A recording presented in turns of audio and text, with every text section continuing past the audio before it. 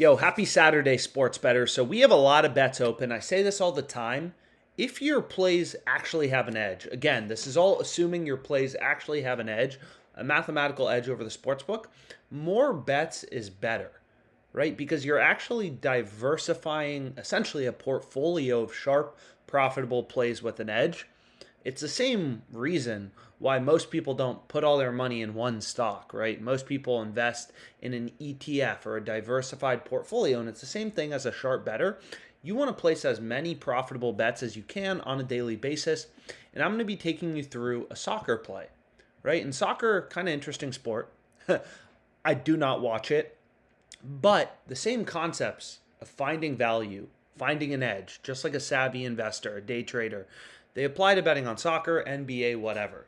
So the first pick I'm on is right here. Bournemouth to not score a goal.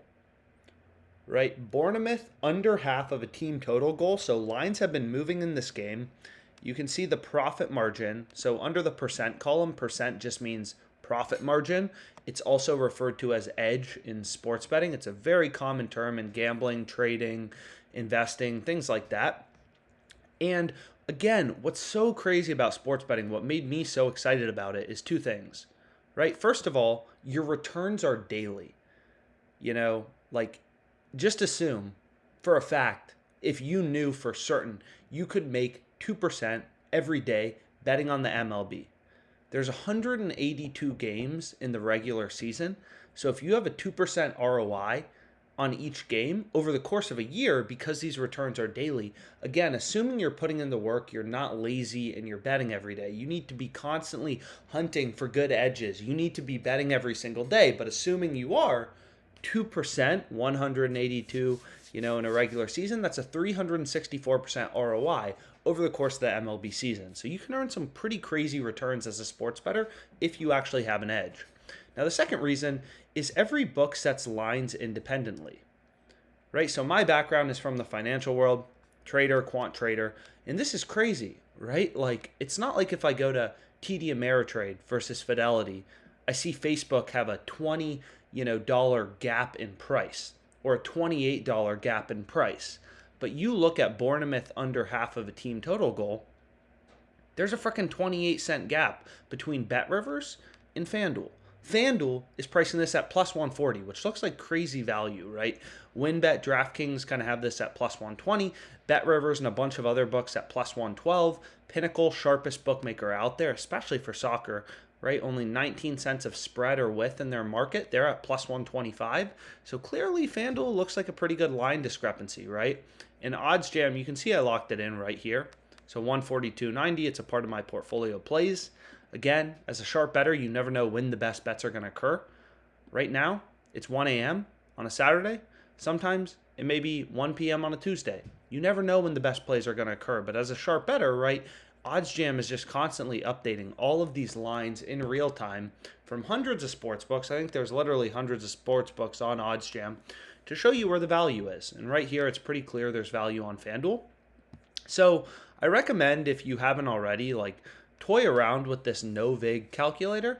So what this calculator does is, right, the way sportsbooks make money, it's not like I went to FanDuel and, I want to place a bet, let's say, on, Cincinnati tomorrow. It's not like they charge me a fee, right?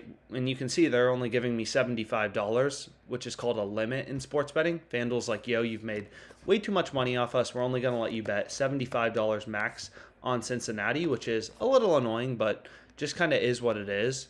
And you can see that happened here too, 142.90. But the way sportsbooks make money is, right, a spread, right? They're like stockbrokers. They charge a spread, which is called the vig. We'll buy this stock for $1, we'll sell it for $2. That's a $1 spread. We'll buy it at 1, we'll sell it at 2. That's the way all sportsbooks make money, and we can see Pinnacle right here.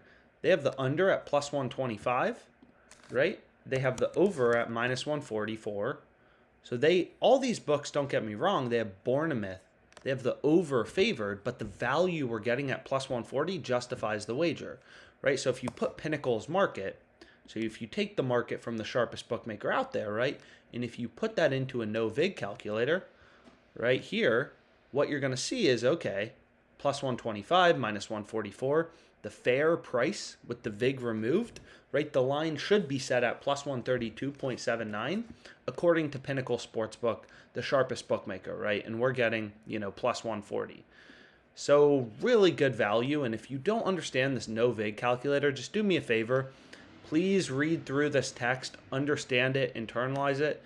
No VIG, right? Fair odds, fair prices is how the whole financial industry runs. You need to understand this inside and out. Because if you don't understand how the sports books are setting lines, how they're trying to beat you, how they're making money off most sports bettors, you don't stand a chance, right? So read through this text, highly recommend it. Let me know any questions, and let's make some money, guys.